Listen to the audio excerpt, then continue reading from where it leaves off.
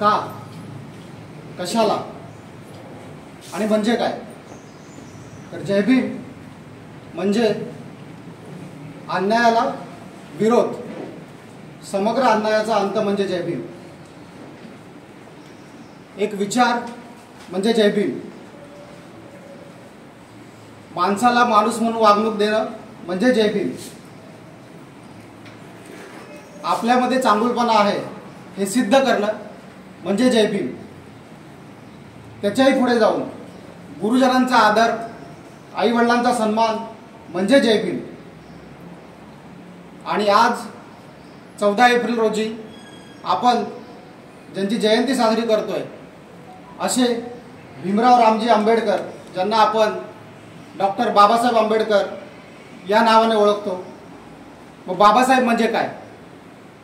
तर बाबासाहेब म्हणजे respected father, ज्यांना आपण वडीलधारे, त्यांना वडीलच समजलं जातं, म्हणजेच बाबासाहेब. तर अशा या बोधिसत्व परमपूज्य भारतरत्न डॉक्टर बाबासाहेब आंबेडकरांची आज जयंती, 133वी जयंती आहे. यानिमित्त आज आपण सगळे इथे एकत्र आलेलो आहोत त्यांच्या प्रतिमेच्या पूजन करण्यासाठी, त्यांना अभिवादन करण्यासाठी. आणि उपस्थित सर्व माननीय प्राचार्य, सगळे शिक्षक, शिक्षकेतर कर्मचारी, माझे विद्यार्थी वर्ग आणि सर्व बंधू आणि भगिनींनो, आज या निमित्ताने मला तुमच्यासमोर एक वामन कर्डक यांची कविता च्या काही ओळी आहेत ज्या तुम्हाला सांगायच्या आहेत की एका महामानवाच्या जन्मामुळे काय होतं, सगळ्यांच्या आयुष्यावरती कसा प्रभाव पडतो. या निमित्ताने वामन कर्डक यांनी फार छान कविता लिहिलेली आहे. त्याचं टायटल असं आहे, उद्धरली कोटी कुळे. तर याच्यामध्ये ते म्हणतायत, उद्धरली कोटी कुळे भीमा तुझ्या जन्मामुळे, एक ज्ञान ज्योतीने कोटी कोटी ज्योती तळपतात, तेजाने तुझ्या धरतीवरती अंधार दूर तो पळे भीमा तुझ्या जन्मामुळे. जखडबंद पायातील साखळ दंड, तडातडा तुटले तू ठोकताच दंड, झाले गुलाम मोकळे भीमा तुझ्या जन्मामुळे. तुझे वृक्ष तैसाच होता समाज, हिरवी हिरवी पाने तयालाच आज, अमृताची आली फळे भीमा तुझ्या जन्मामुळे.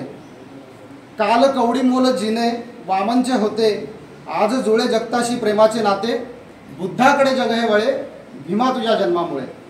तर ही अशी वामनदादा कर्डक यांची फार समर्पक आणि वास्तववादी कविता, ज्याच्यामध्ये खूप मोठा अर्थ आहे आणि आपल्याला तो अपेक्षित आहे की समजून घेणं आणि पुढे त्या पद्धतीने वर्तन करणं.